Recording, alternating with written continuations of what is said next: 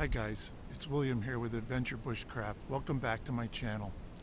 I'm here today this afternoon in an area of Pennsylvania, beautiful sunny day today by the way, known as Bear Creek. There's a lot of state game lands around, and I've been here a couple of times previous to this, and I've spied out a few downed spruce trees that were, quite old.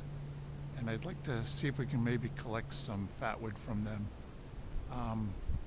It's an absolute gorgeous day today. It's about 65 degrees Fahrenheit. Very sunny, clear, just a beautiful day for a walk in the woods. So come join me and let's see if we're successful and we can find some. Hey guys, thankfully this area has a nice path cut through the state game lands here. It's a very heavily wooded. We're quite a bit that I'm on. It's nearly to the point where it's impassable. I don't know if you can see that very well, but just heavy, thick underbrush. Kind of like the environment that a bear would like.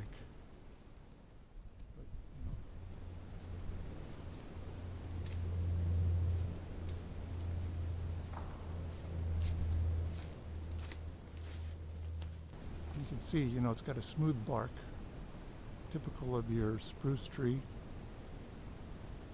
and there's just an abundance of them that are dead right here in this area.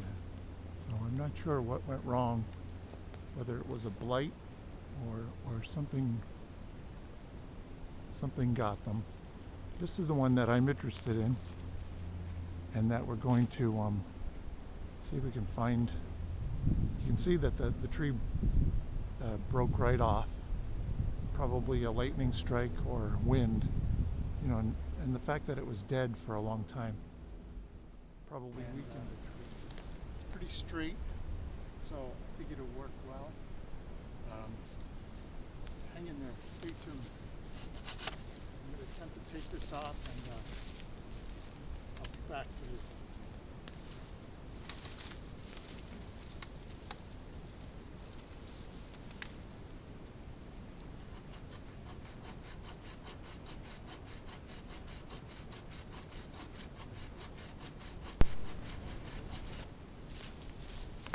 Okay guys, I'm back.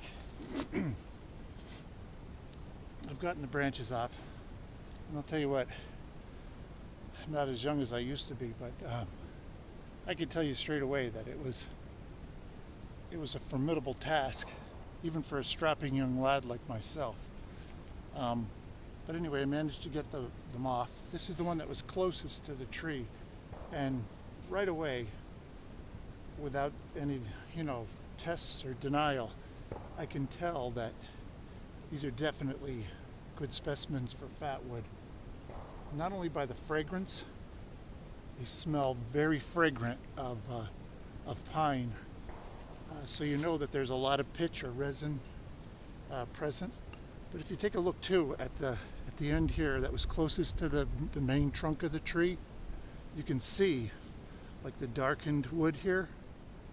And that's resin that's deposited inside the tree itself, in the tree branch. And then the branch continued on, and I took another specimen, which you can tell we still have resin present here. So I'm excited to process this down and actually give it a test, try to throw a spark on some of the shavings and stuff from this fatwood, just to see how well it performs. But I can tell you straight away that, the weight alone is evident that, there's a lot more present than just the dried, decayed, or dead wood here.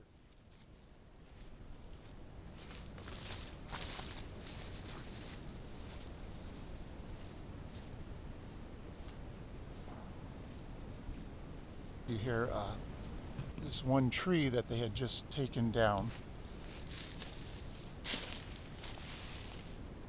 And we're presented here with a nice stump that we're able to use. to do what we need to do here tonight. So it's a nice work surface. I'm not going to complain. You know, we could have just as easily used a down tree. It would have made the task a little bit more difficult, but nonetheless, let's take advantage of this situation that we're currently presented with. So, like I said, I collected some of this fatwood from a shoulder of I believe it was a white spruce, and this is the part that was closest to the trunk. And you can see like the dark area, it's got a lot of weight to it. It's been dead for some time. However, it still is very heavy. And this has had a few days to dry out. So what I'm going to do is, you know, because it's kind of an odd shape, it's curved a little bit, I'm going to, and this cut isn't the straightest. As you can see, it's angled.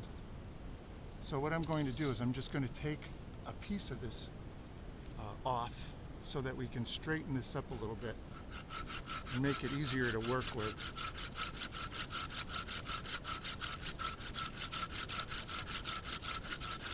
I'm using my Baco Laplander. I absolutely love this saw. This is probably one of the best folding saws available, in my opinion.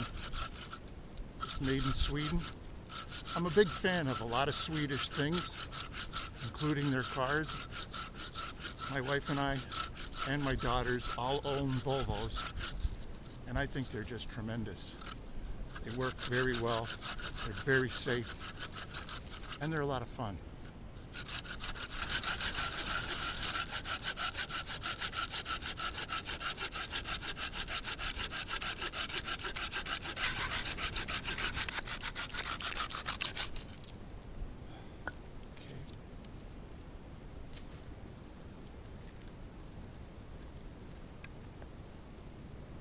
Okay, as you can see, it's a lot better as far as the way it stands now. I'm also going to take this piece off because there's a knot here, and it'll just make it easier to baton down when we're splitting it.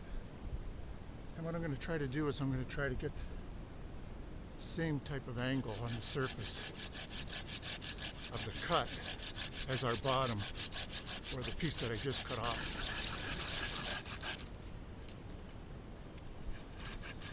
So as you can see, even with a good work surface, tasks in a survival situation can be even more challenging, even when you have a desirable surface to work with. So use what you can to make your task easier. Okay guys, we're back. What I'm using with me today is my Mora knife. This is my Mora heavy duty companion. I absolutely love this knife, and in my opinion, at the $20, $25 US price point, you can't beat this knife for anything. This is a fantastic knife, especially for that price. What a great value. What I've done too, though, is I've cut down one of the greener trees that were here in this area as a result of their clear cutting. And we're going to use that for our baton. So let's get started. There's a couple of different ways that we can approach this. We can actually baton it down to get the size pieces that we want, and then go about, you know, removing the bark. So there's a couple of different ways that you could go at this project or this job. I think, in my opinion, it's easier when the piece is whole to take the time and actually remove the bark then. Just my opinion, but I found that it seems to be a little easier task because you have a much bigger piece to hold on to, and you can get the whole thing done in with one effort. Again, utilizing, you know, your resources, trying to make the most of of your situation, especially in a survival situation. So we're just going to take some time here and actually work this off. So stay tuned. I'm not going to bore you with the, all the details. Taking this bark off. It's a pretty straightforward process. It doesn't require any real special skills or technique. The technique I like to use is to push the point and just have the piece actually follow down the blade. Then when I get it to this point, it's just a matter of cleaning up the little bit of remaining bark. A lot of times too, I'll just leave this, like this cambium layer that's still on here. I'll just leave it on there. It kind of gives it a little character. Our project here, it's going to work fine. Okay, now that we've got the bark off for the most part, I'm going to leave the rest of that on there because I think it looks cool. It almost reminds me of a deer antler or some type of antler, maybe moose. But okay, I'm trying to turn the piece to try to get the optimum straightness, because this work surface is a nice work surface, but it's not absolutely level. So we're just going to take advantage of what we can. I don't know if you can see this too on my knife, just from taking that the bark off of that. I've got a lot of resin that's already built up. I just heard an owl and a turkey. Interesting. So anyway, it looks like it's going to be very rich with resin, and that's what we're looking for, obviously, for a good fatwood.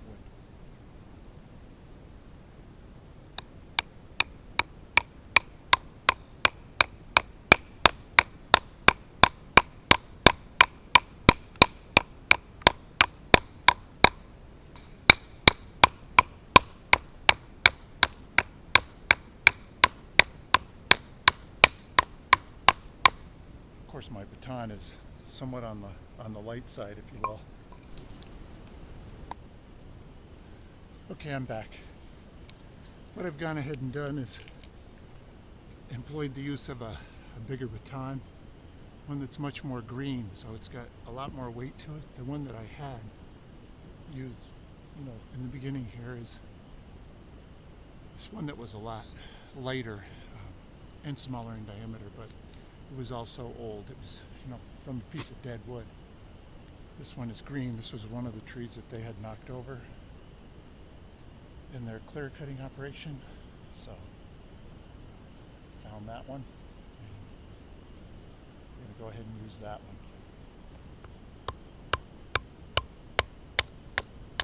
Much better.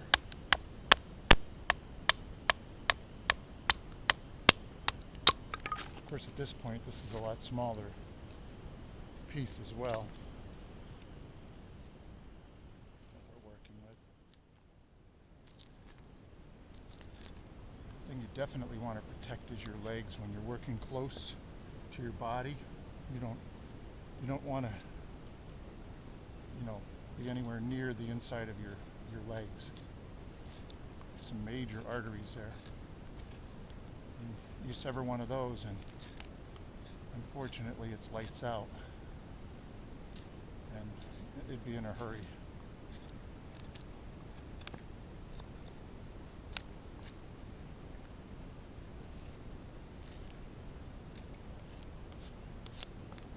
Not only that would make your attempts to get rescued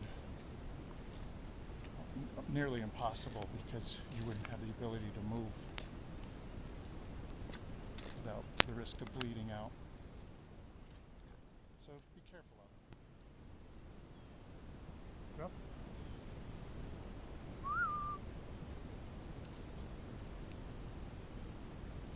Where he's gotten to. He's not far off though.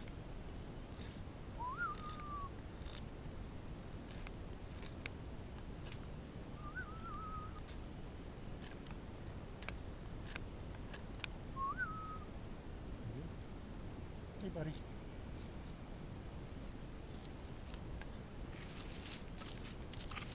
Okay, that's as far as we're going to go with that. Boy, I'll tell you what, the resin is just ever so building up on this knife blade. It's going to take some cleaning tonight to remedy that situation.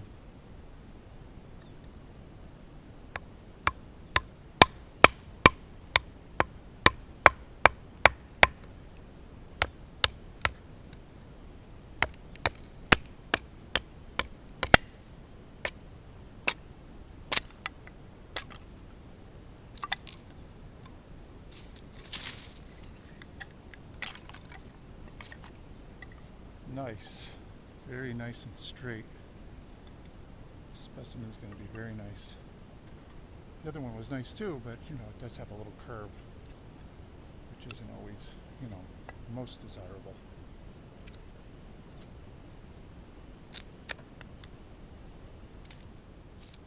Make a nice match. You don't need a very big piece of this. You don't want to be packing a lot of weight unnecessarily. So I'm looking how we can best utilize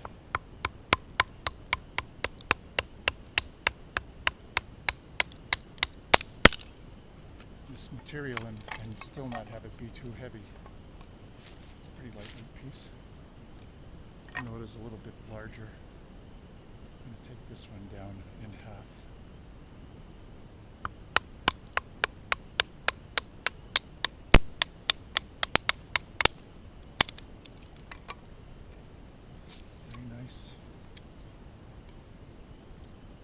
Very fragrant.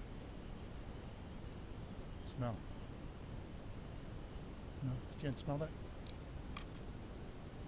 Again, look at the resin that's just building up on my knife is true evident that it's going to be a great specimen for Fatwood. And I think we're going to call it a quits right there with what we have right now. We have a nice bundle here though, Fatwood. And I want to make this available to you guys. We're going to first test this out. Okay guys, I'm back. Here's another, you can see, I don't know if you can see this in the back here. I've got a nice collection of Fatwood. Beautiful, beautiful. From two small diameter pieces of spruce. So as you can see, you don't need a huge amount of material to make a nice bundle of Fatwood.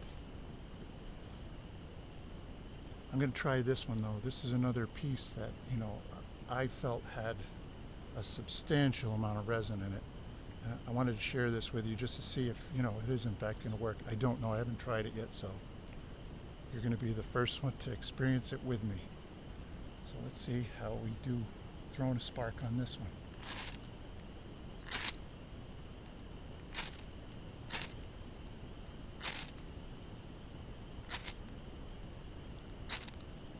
Again, this didn't really have any time to dry out. This is fresh split just now, so you can see, I mean, it's a very good specimen of spruce for Fatwood. Again, like I said, it didn't dry out at all. We just split it down, so you know the inside is a little damp, but it's only going to get better once it dries out too a little bit. Again, that's the resin that's actually igniting there, and you know we're taking advantage of that.